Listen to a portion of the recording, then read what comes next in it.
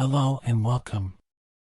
Today, we're going to take a closer look at some of the most fascinating and daring con artists in history.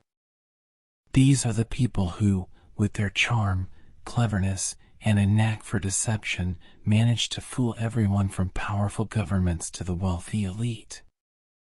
Whether it was through elaborate Ponzi schemes, outrageous impersonations, or bold acts of trickery, these infamous figures left an unforgettable mark on the world, and some of their cons still echo through history today.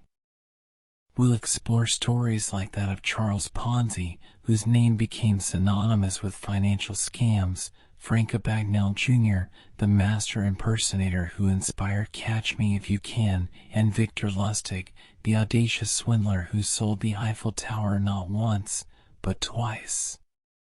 We'll also meet Anna Sorokin, the fake heiress who fooled New York socialites, and Bernie Madoff, who ran the largest Ponzi scheme in history.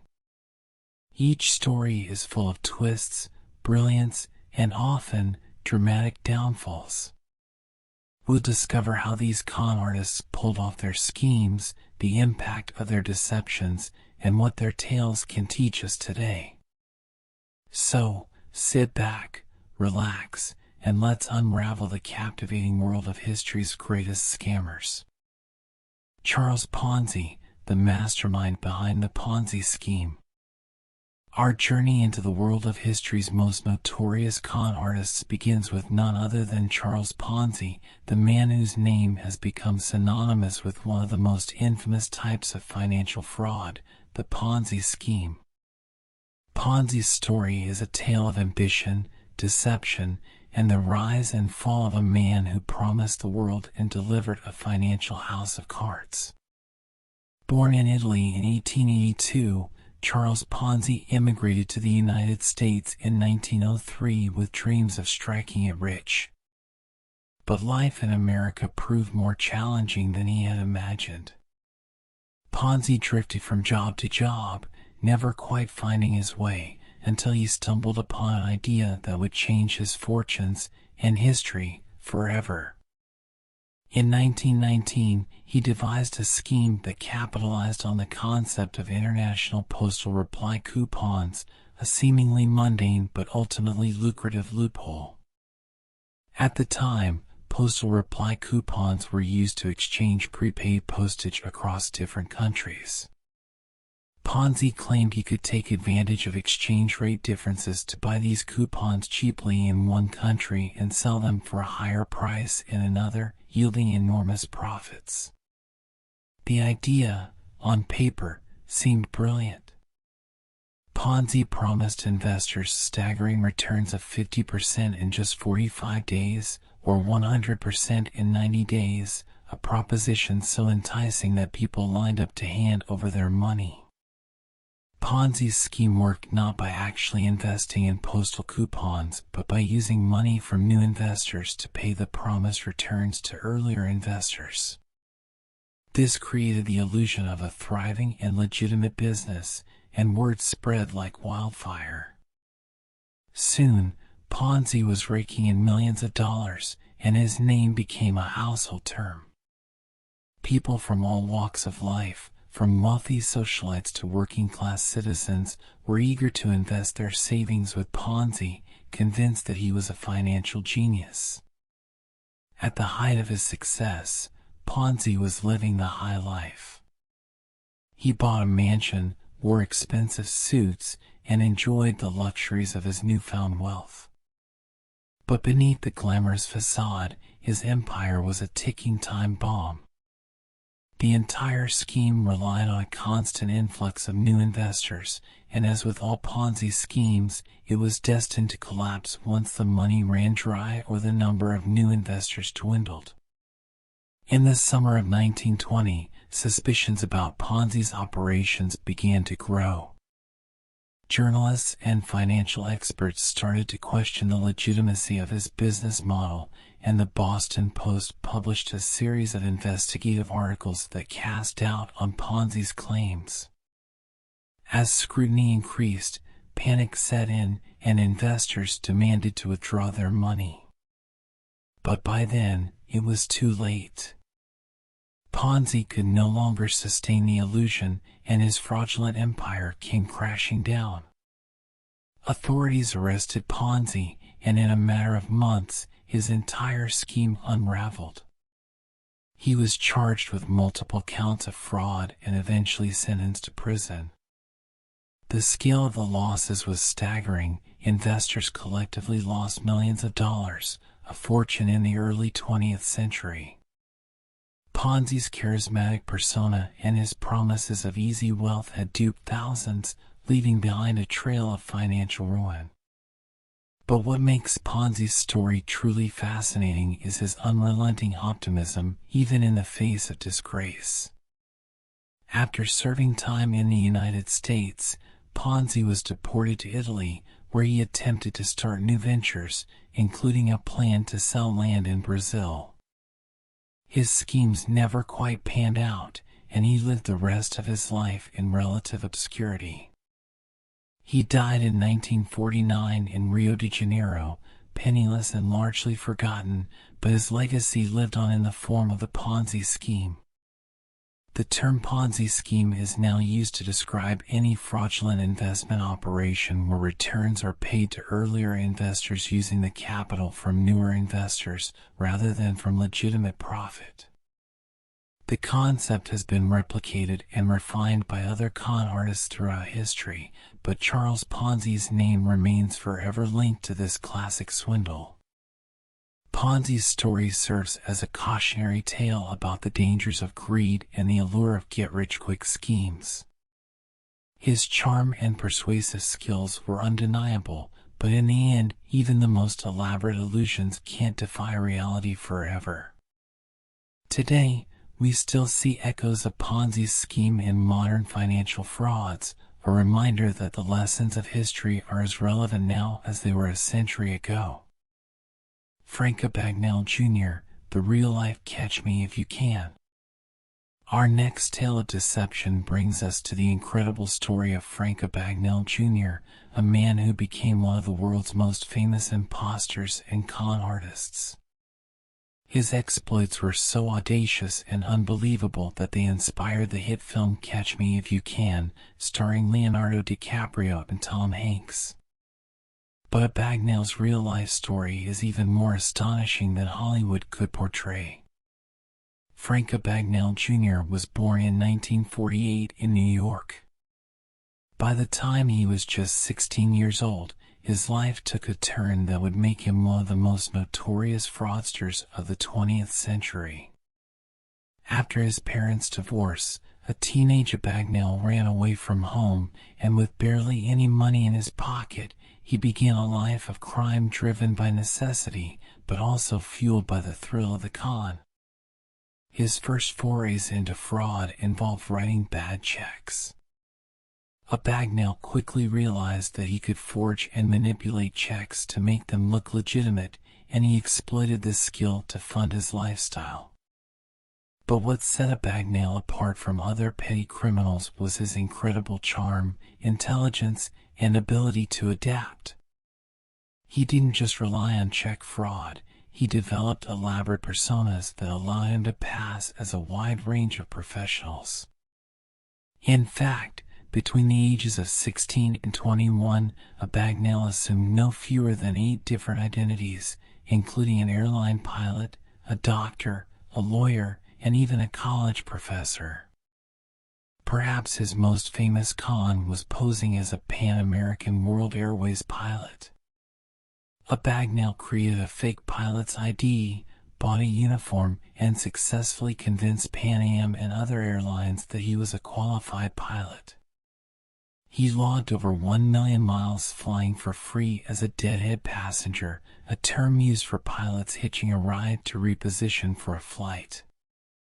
During this time, he stayed in luxury hotels, ate at the finest restaurants, and lived a jet-set lifestyle, all without ever flying a plane. Abagnale claims he never once piloted an aircraft but used his charm and forged credentials to blend in seamlessly with real pilots and crew members.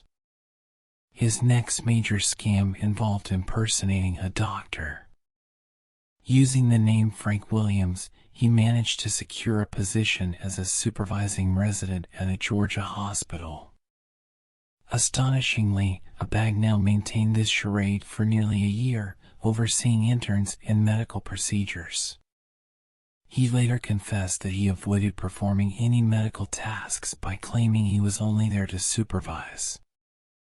While this ruse sounds dangerous, it speaks to Abagnale's extraordinary ability to deceive and his quick thinking when navigating high-stakes situations. Abagnale didn't stop there. He also forged a Harvard University law transcript and, at the age of 19, passed the Louisiana bar exam on his third try. He then landed a job as an assistant attorney general in the state of Louisiana. His tenure there was relatively short, but the fact that he managed to pass the bar and work in the legal system with no formal education or training is nothing short of astounding. By the time authorities caught onto his various scams, Abagnale had committed fraud in 26 countries and had cashed more than $2.5 million worth of forged checks. His life on the run was filled with close calls, and he often narrowly escaped capture. But in 1969, at the age of 21, Abagnale's luck ran out. He was arrested in France, and after serving a brief sentence there, he was extradited to the United States, where he faced multiple charges of fraud and forgery. He was sentenced to 12 years in prison. However, Abagnale's story didn't end in disgrace. While serving time, he was offered a deal by the U.S. government. In exchange for his freedom, he would help federal authorities catch other check forgers and con artists. Abagnale agreed, and his knowledge and expertise became a valuable asset to the FBI. He eventually became a respected security consultant and started his own firm, advising banks and businesses on fraud prevention. His work has helped shape modern financial security measures, and he has spent over 4 decades working to prevent the very crimes he once committed. Today, Frank Abagnale is a celebrated speaker and author, sharing his story as a cautionary tale about the dangers of fraud and the importance of ethical behavior. He has worked with the FBI for more than 40 years and has dedicated his life to helping people protect themselves from scams. His transformation from con artist to crime prevention expert is one of the most remarkable redemptions in criminal history. Abagnale's story remains a testament to the power of ingenuity and the thin line between brilliance and deception. It serves as a reminder that even the most charming con artists can be brought to justice, but it also highlights the capacity for change and the possibility of using one's talents for good. Victor Lustig, the man who sold the Eiffel Tower twice. In the world of con artists, few names are as legendary as Victor Lustig, a man who pulled off some of the most daring scams in history, including selling the Eiffel Tower not once, but twice.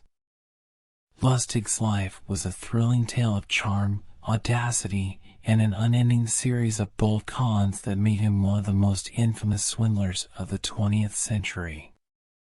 Victor Lustig was born in 1890 in what is now the Czech Republic. From a young age, he displayed an exceptional gift for languages, charm, and manipulation.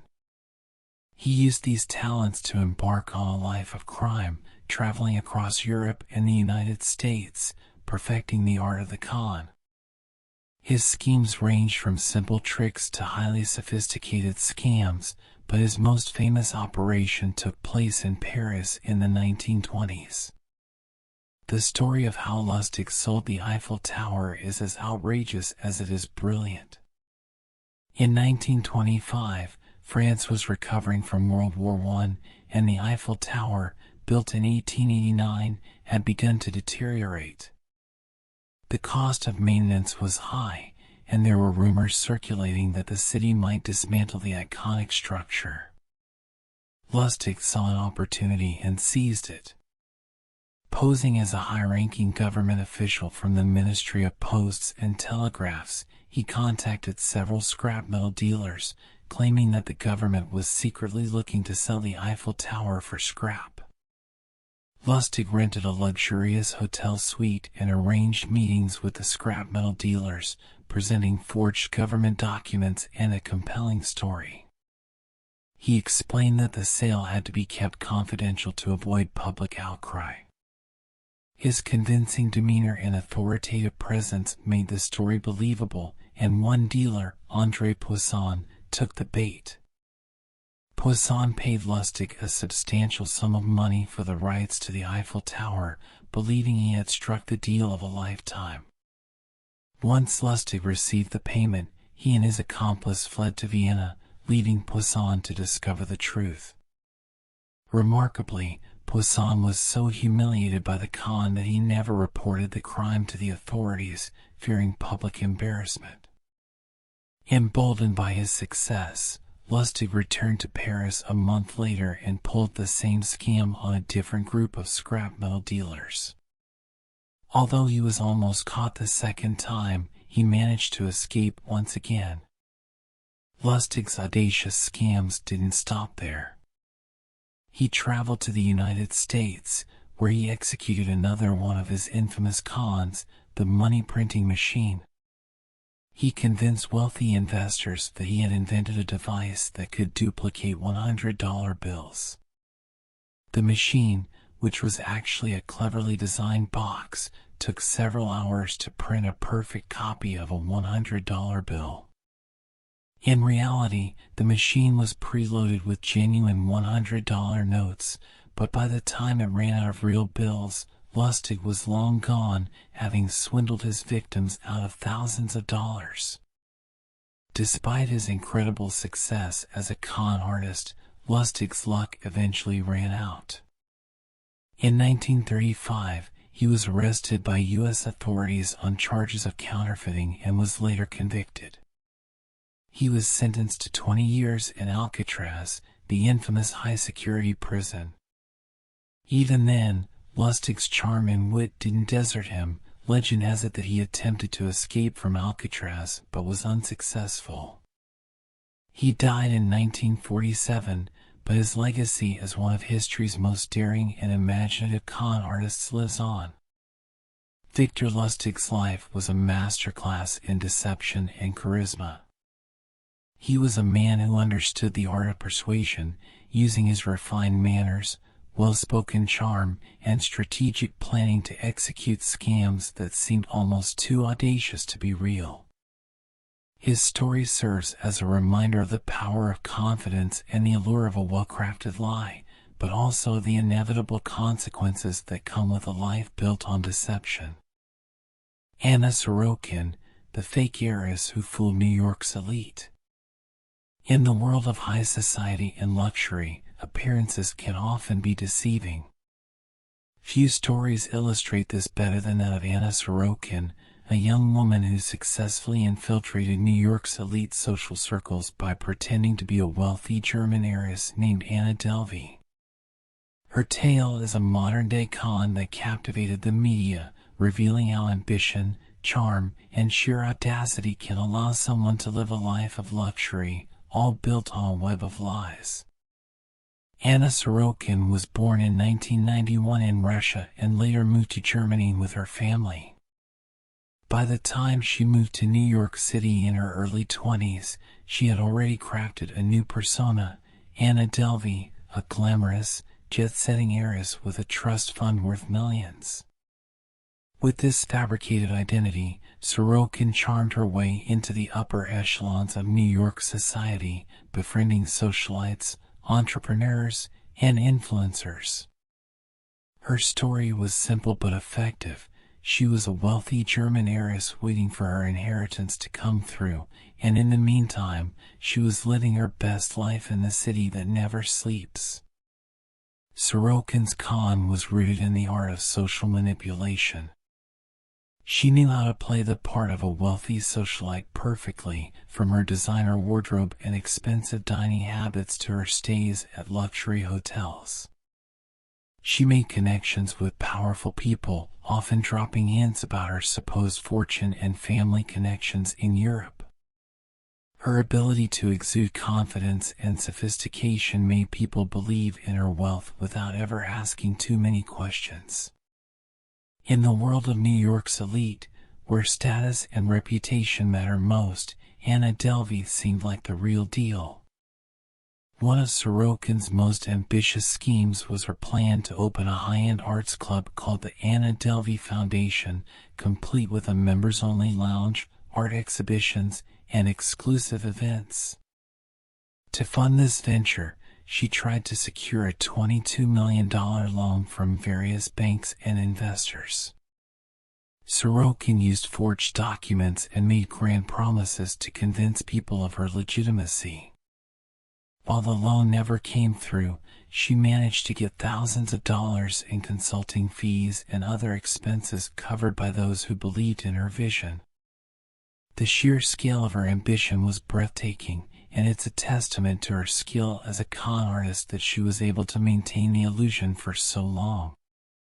Sorokin also had a knack for taking advantage of the generosity of her friends. She often invited them on extravagant vacations or nights out, only to claim that there was an issue with her bank or that her credit cards weren't working. In one notorious incident, she convinced a close friend to cover a $62,000 bill for a lavish trip to Morocco. The friend, who worked for a prominent magazine, later described the experience as emotionally and financially devastating, feeling betrayed by someone she thought she knew. Sorokin's scams extended to luxury hotels across Manhattan. She stayed at the finest establishments, racking up tens of thousands of dollars in unpaid bills by promising wire transfers that never materialized. Hotel staff and managers were often hesitant to confront her, as she always had a convincing story and carried herself with an air of entitlement. By the time hotel management realized that the payments were never coming, Sorokin had already moved on to her next luxurious destination, leaving a trail of unpaid debts and angry creditors in her wake. Despite her talent for deception, Sorokin's luck eventually ran out. In 2017, after a series of unpaid hotel bills and failed loan applications, her facade began to crumble.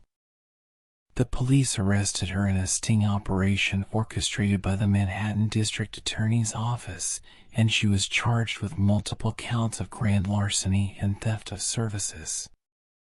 The trial that followed was a media spectacle, drawing widespread attention to the glamorous world that Sorokin had constructed out of thin air. She became a symbol of millennial ambition gone wrong, and her story sparked endless discussions about social status, privilege, and the allure of wealth.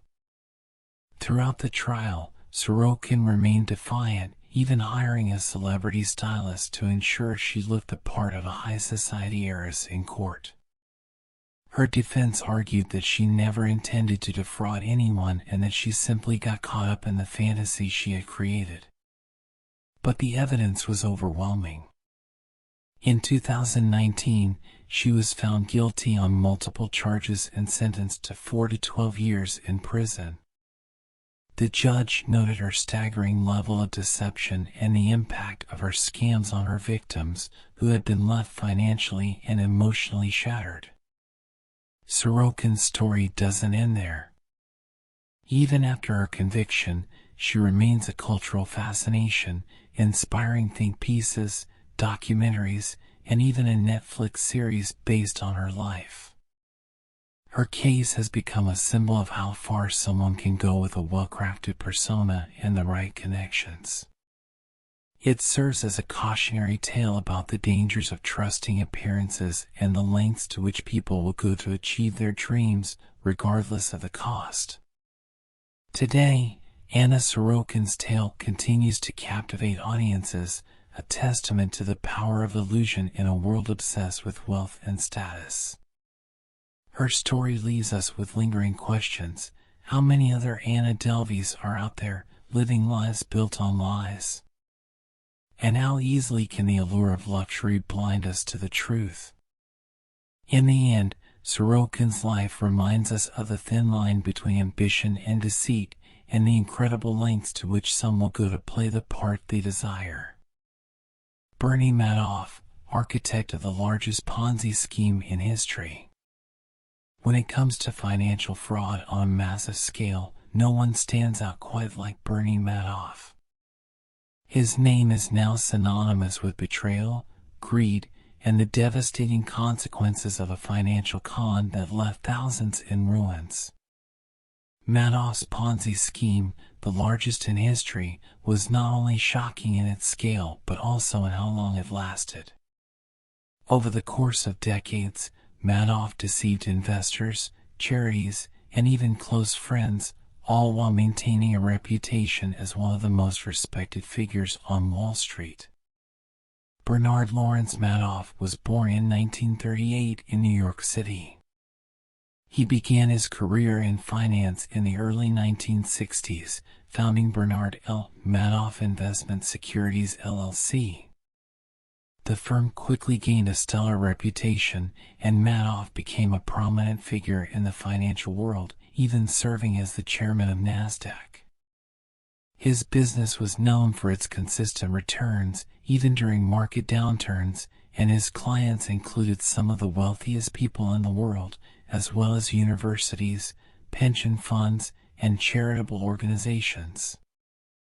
What most people didn't know, however, was that Madoff's success was built on a colossal lie. Madoff's investment strategy was simple in theory. He promised high, steady returns through a proprietary trading technique that he claimed could weather any market conditions. In reality, Madoff wasn't investing his clients' money at all.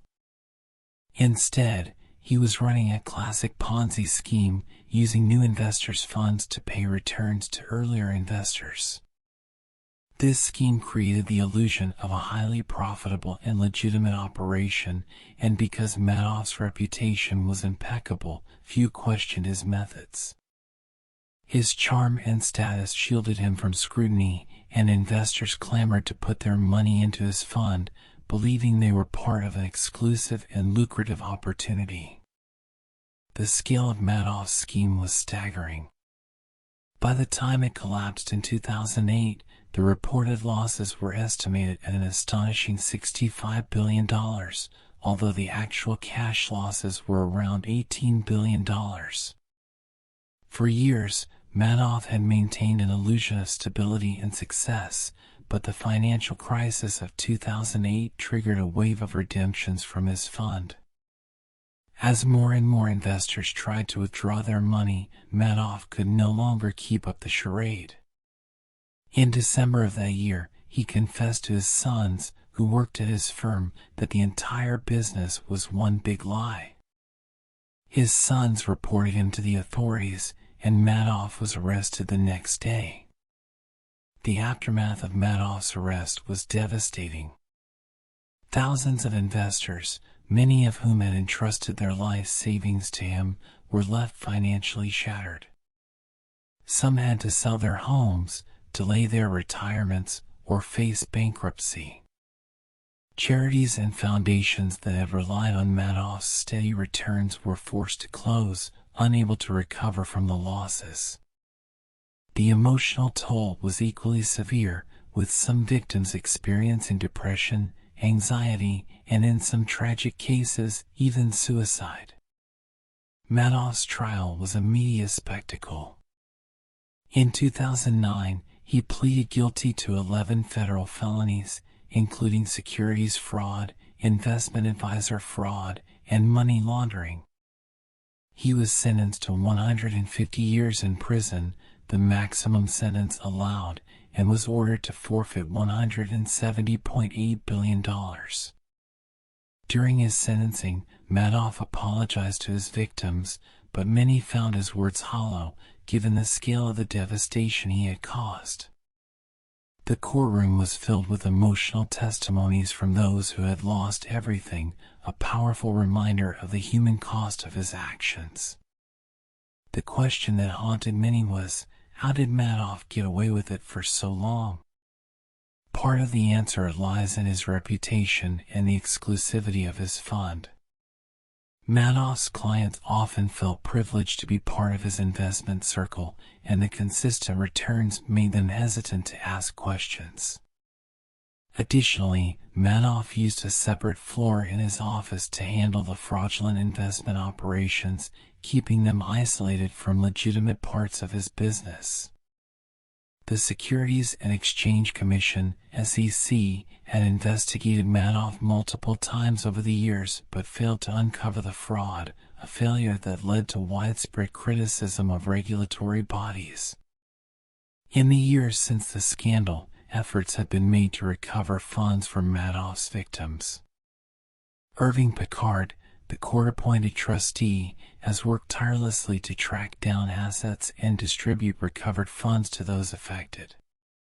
By 2020, more than $14 billion had been recovered and returned to victims, but for many, the damage was irreparable. Madoff's fraud became a symbol of the unchecked greed and regulatory failures that contributed to the 2008 financial crisis, sparking conversations about the need for stronger oversight in the financial industry. Madoff spent the remainder of his life in federal prison, where he reportedly struggled with the guilt of his actions. In 2021, he died at the age of 82, leaving behind a legacy of one of the most infamous financial crimes in history. His story serves as a stark warning of the dangers of blind trust and the potential for even the most reputable figures to commit unimaginable fraud.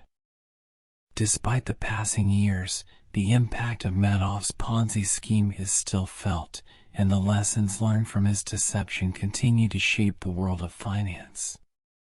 His tale reminds us that even in the world of high finance, things that seem too good to be true often are, and that trust, once broken, can leave scars that last a lifetime. Gregory Priory and John Schulman, the rare book heist that shook the literary world. In the world of rare books and priceless manuscripts, the betrayal of trust is a particularly painful crime. The story of Gregory Priory and John Schulman is one of the most audacious and devastating literary heists in modern history, involving the theft of over $8 million worth of rare books and documents from the Carnegie Library of Pittsburgh. This heist, carried out over more than 2 decades, stunned historians, librarians, and book lovers around the world.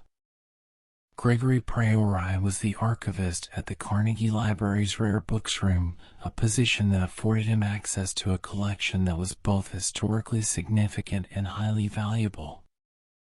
The library housed treasures like rare first editions, centuries-old maps, and handwritten letters from some of the greatest figures in history.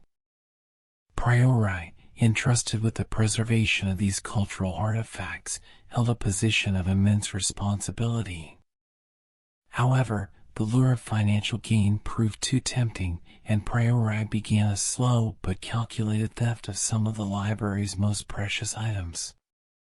His partner in crime, John Schulman, was a respected rare books dealer and the owner of Caliban Bookshop in Pittsburgh. Schulman had built a reputation in the literary world, often dealing with collectors and institutions looking to buy or sell rare works. The two men formed a partnership that allowed them to profit from the theft of Carnegie Library's rare books and manuscripts. Priory would steal the items, and Schulman would either sell them to unsuspecting buyers or quietly slip them into his inventory, laundering the stolen goods through his legitimate business. The heist was carried out with meticulous care. Priory would remove entire pages from valuable books or swap genuine items with forgeries, leaving behind what appeared to be intact works. In some cases, he stole entire books, replacing them with empty boxes to avoid drawing attention. The theft went undetected for years, largely because of Priory's trusted position and the slow, methodical nature of the crime. By the time this scheme was uncovered, more than 300 rare items had been stolen or defaced. The discovery of the theft began in 2017 during a routine appraisal of the library's collection. Experts were shocked to find that some of the most valuable pieces were either missing or severely damaged. The magnitude of the loss was staggering.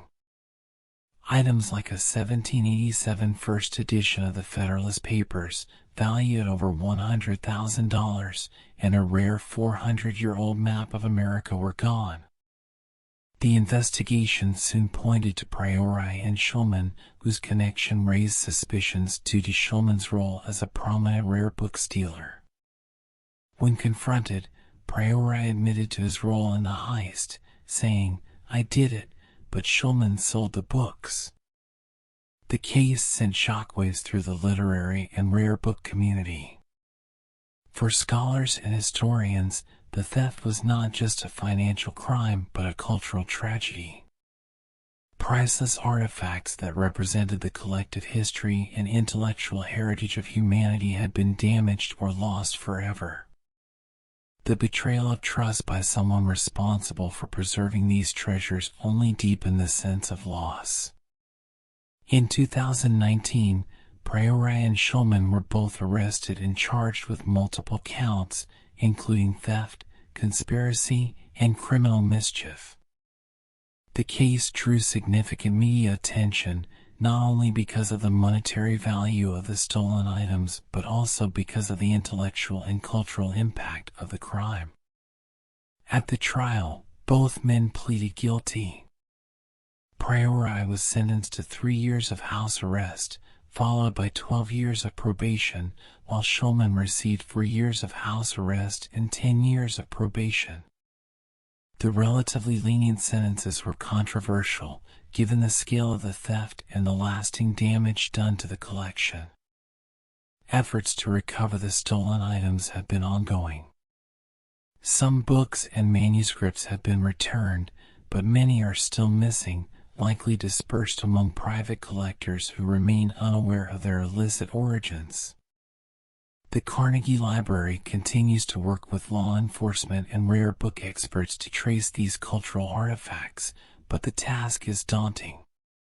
The heist has led to increased scrutiny and tighter security measures in libraries and archives worldwide as institutions seek to prevent similar crimes in the future. The story of Gregory Priori and John Schulman serves as a cautionary tale about the fragility of cultural heritage and the importance of safeguarding history. It's a reminder that even those entrusted with the care of priceless artifacts can sometimes be tempted by greed, and the consequences of their betrayal can be felt for generations. The literary world continues to mourn the loss, while the ongoing efforts to recover the stolen treasures serve as a testament to the enduring value of history and knowledge. Elizabeth Holmes, The Rise and Fall of the Theranos Scam.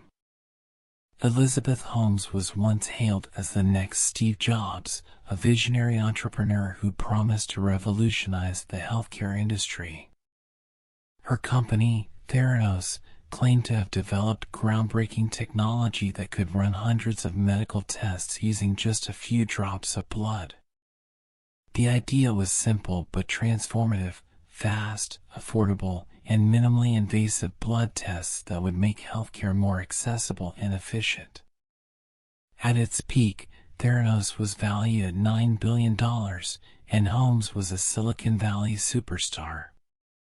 But behind the facade of innovation and success lay one of the biggest frauds in medical history. Born in 1984 in Washington, D.C., Elizabeth Holmes showed early signs of ambition and brilliance.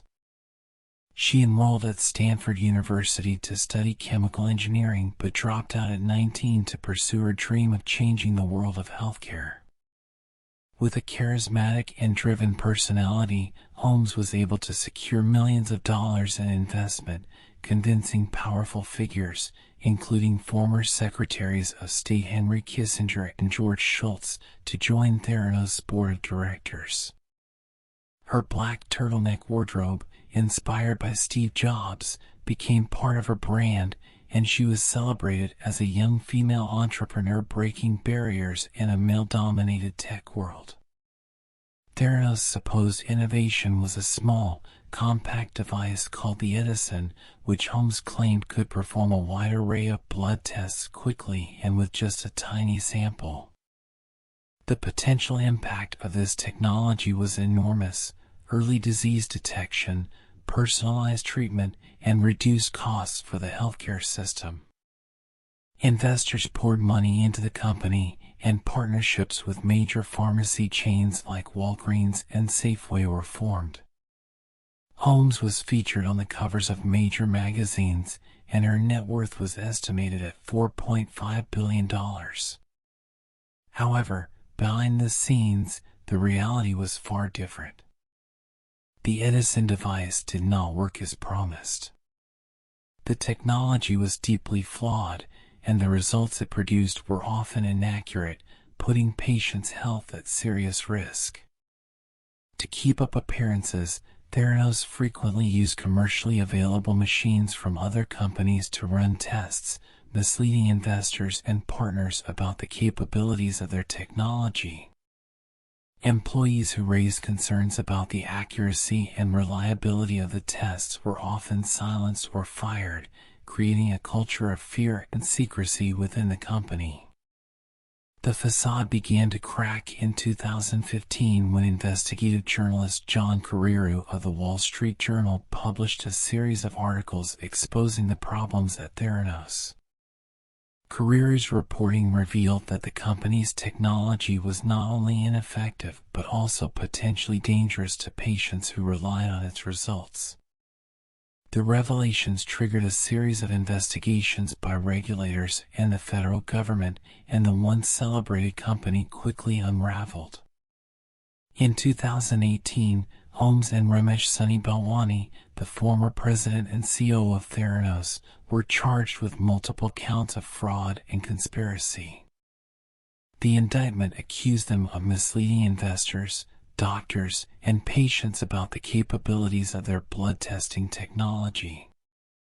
The trial, which began in 2021, was a media sensation, as it highlighted not only the specifics of the fraud but also the larger issues of corporate deception and the Silicon Valley culture of fake it till you make it.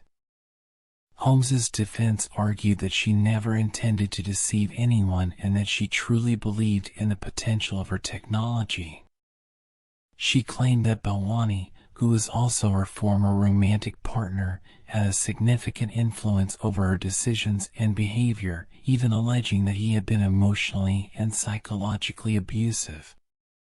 Balwani denied these allegations, and both faced the prospect of significant prison time if convicted.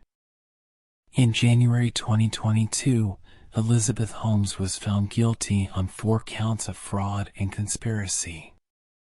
The trial was a sobering moment for Silicon Valley and the startup world, a cautionary tale about the dangers of overpromising and the ethical responsibilities of innovators in the healthcare industry. Holmes's downfall was a dramatic reversal of fortune, from being one of the youngest self-made billionaires to a convicted felon. The trial and its aftermath sparked discussions about the culture of hype and the pressure to deliver groundbreaking results, often at any cost. The Theranos scandal left a trail of broken dreams and shattered lives. Patients who had relied on the company's faulty tests were put at risk, investors lost billions of dollars, and the credibility of the entire healthcare startup sector was called into question. Holmes's story is a stark reminder of the consequences of putting ambition and success above ethics and honesty, especially in a field where people's health and well-being are at stake. Even today, Elizabeth Holmes remains a polarizing figure. Some see her as a cautionary example of Silicon Valley's move fast and break things mentality, while others argue that she is a product of a system that rewards bold promises and punishes failure harshly. Her case has inspired documentaries, books, and a TV series, all exploring how one woman managed to fool some of the world's most powerful and influential people. The rise and fall of Elizabeth Holmes and Theranos is more than just a story about corporate fraud. It's a reflection of the complex interplay between innovation, ambition, and ethics. It serves as a sobering reminder that in the pursuit of success, the truth should never be sacrificed. Holmes may have dreamed of changing the world, but her legacy now stands as one of the most infamous cautionary tales in the history of entrepreneurship. George C. Parker, the con man who sold the Brooklyn Bridge. When it comes to audacious scams, few can rival the sheer boldness of George C. Parker, the legendary con man who became famous for selling New York City landmarks, most notably the Brooklyn Bridge. Parker's story is one of charm, confidence, and a knack for exploiting human greed and gullibility. His cons were so convincing that they have become part of New York folklore, and his name is synonymous with the phrase selling the Brooklyn Bridge. George C. Parker was born in 1860 in New York City, and by the late 19th and early 20th centuries, he had become one of the most notorious and successful con men in American history. His scams were simple but effective, and they capitalized on the rapid growth and development of New York City. Parker would pose as the rightful owner of famous landmarks, complete with forged deeds and convincing stories, and sell these properties to unsuspecting buyers.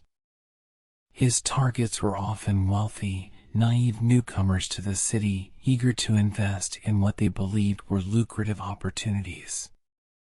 Parker's most famous scam was the sale of the Brooklyn Bridge. He sold the bridge multiple times, convincing his victims that they could set up toll booths and make a fortune charging people to cross. Some of his buyers were so convinced of their ownership that they attempted to erect barriers and collect tolls, only to be stopped by the police. The image of gullible investors trying to charge for access to one of New York's busiest thoroughfares became a running joke, and the phrase "I've got a bridge to sell you" became shorthand for an absurd or unbelievable claim. But the Brooklyn Bridge was not the only landmark Parker sold. He also sold Madison Square Garden, the Statue of Liberty, Grant's Tomb, and even the Metropolitan Museum of Art.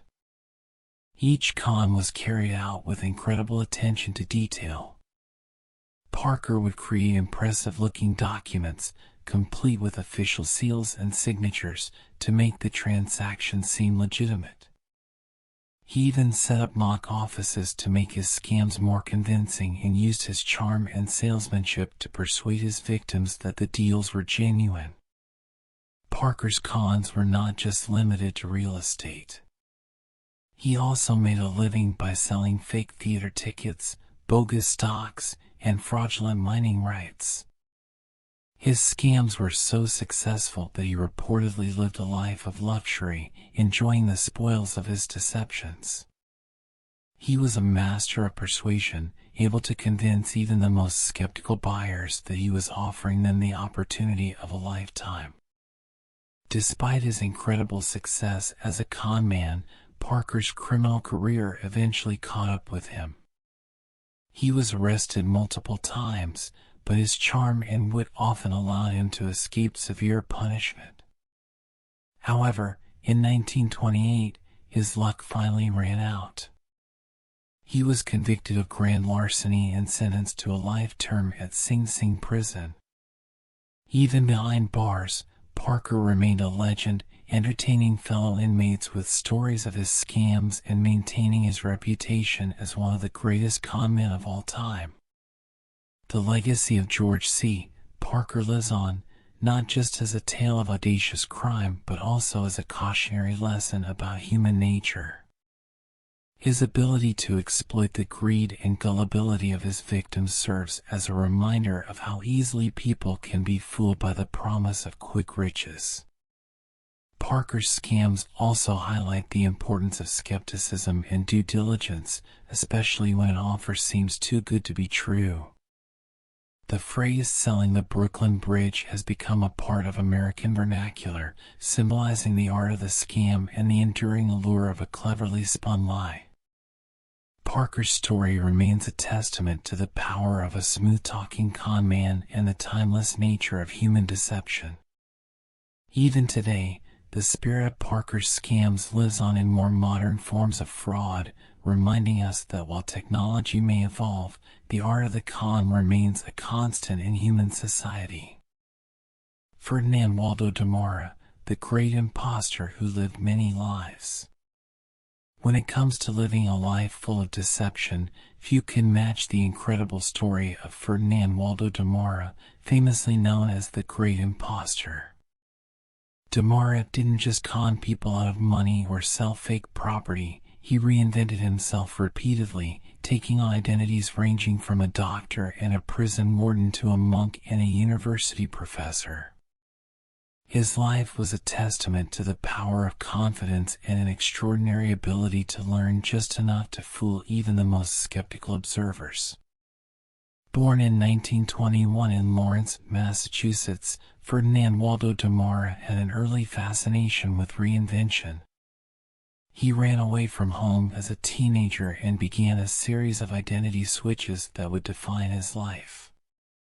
Unlike typical con artists, Demara didn't focus on financial scams. Instead, his thrill came from fooling people into believing he was someone entirely different, often in roles that required significant expertise and responsibility. What made his deceptions so extraordinary was his ability to learn and adapt on the fly, often mastering just enough about a field to convincingly pose as an expert. One of Demara's most astonishing cons occurred during the Korean War, when he assumed the identity of Dr. Joseph Sear, a surgeon in the Royal Canadian Navy. Without any formal medical training, Demara found himself stationed on a Canadian destroyer, where he was responsible for the health of the crew. His lack of medical expertise became a dire issue when several wounded soldiers were brought on board. Incredibly, Demara managed to perform complex surgeries using knowledge he had quickly picked up from medical textbooks. Remarkably, his patients survived, and Demara was celebrated as a hero. It was only later, when someone recognized the real Dr. Joseph Sear, that Demara's deception was uncovered. But that was just one of his many identities. Over the years, Demara posed as a psychologist, a college dean, a Trappist monk, and even a prison warden. Each role was carefully crafted, with Demara using his remarkable intelligence and photographic memory to learn just enough to pass as an expert. For example, as a prison warden, he implemented progressive reforms that improved the facility's conditions, earning praise for his innovative ideas.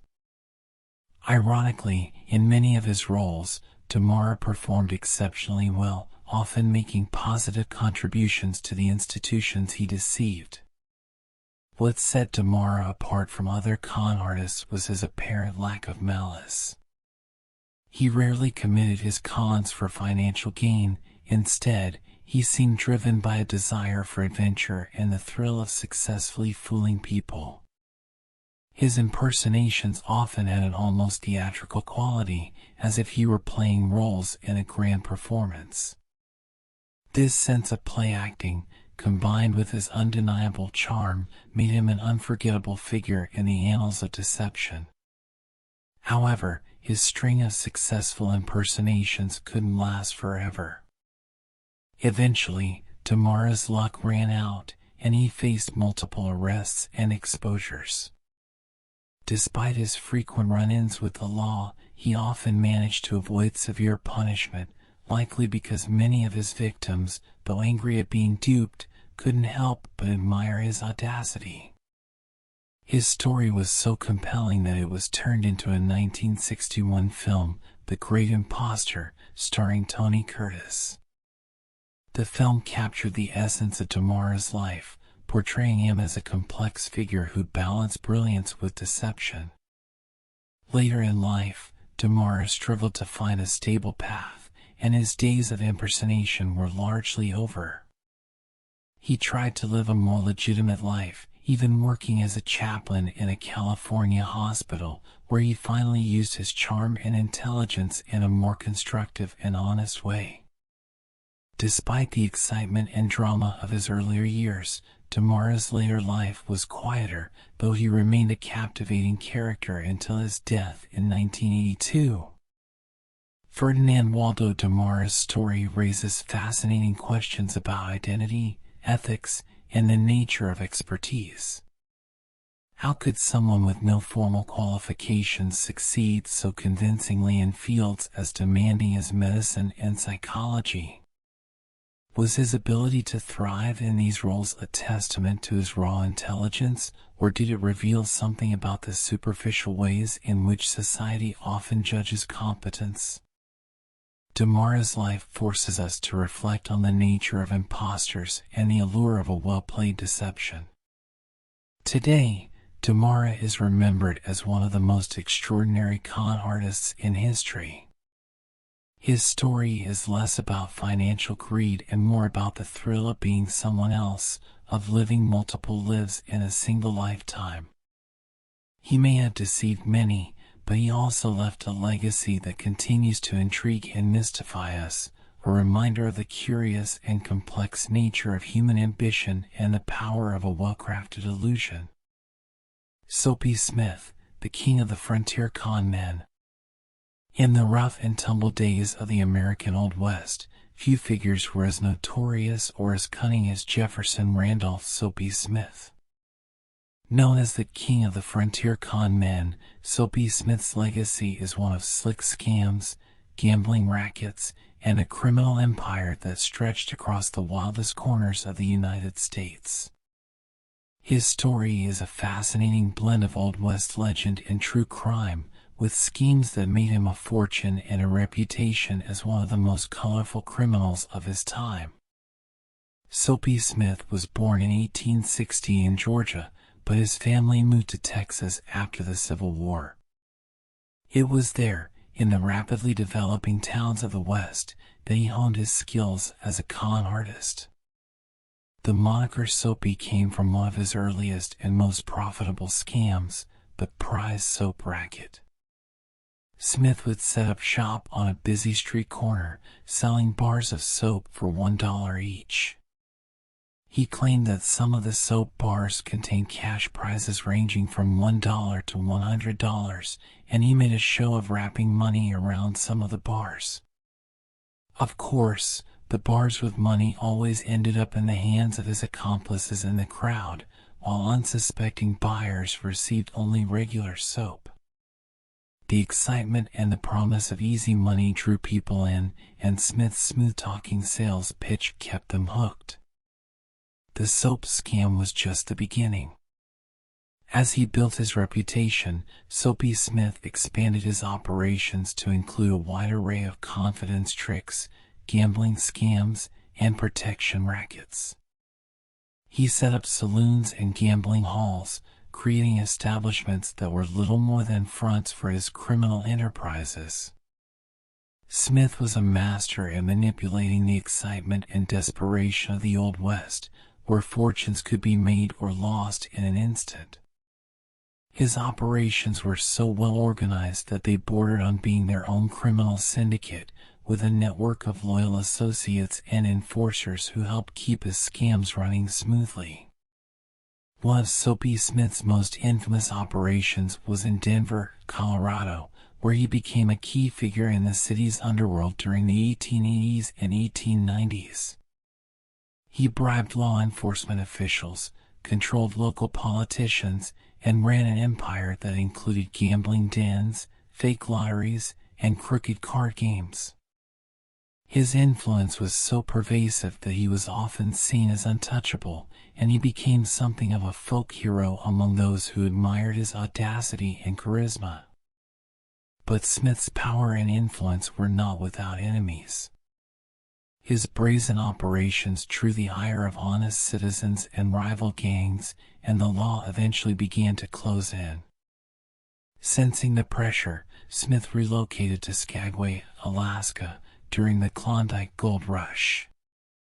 There, he quickly established himself as the unofficial ruler of the town, setting up new scams to fleece gold prospectors of their hard-earned wealth. One of his most famous scams in Skagway involved the fake telegraph office. Smith's gang would charge desperate gold miners exorbitant fees to send telegrams back home, despite the fact that the telegraph lines didn't actually connect to the outside world. However, Soapy Smith's reign in Skagway was short-lived. His downfall came in 1898, when tensions between his gang and local citizens reached a boiling point. The final confrontation occurred on July 8, 1898, during a heated argument near the Juneau Wharf. A vigilante committee had been formed to drive Smith out of town, and the conflict ended in a dramatic shootout. Soapy Smith was shot and killed, marking the end of his reign and cementing his place in the annals of Wild West lore. Despite his death, the legend of Soapy Smith lives on. He is remembered as one of the most colorful and cunning con men of the Old West, a man who could talk his way into or out of almost any situation. His story is celebrated in annual Soapy Smith Wake events, where fans and historians gather to toast to his memory and recount the tales of his many scams.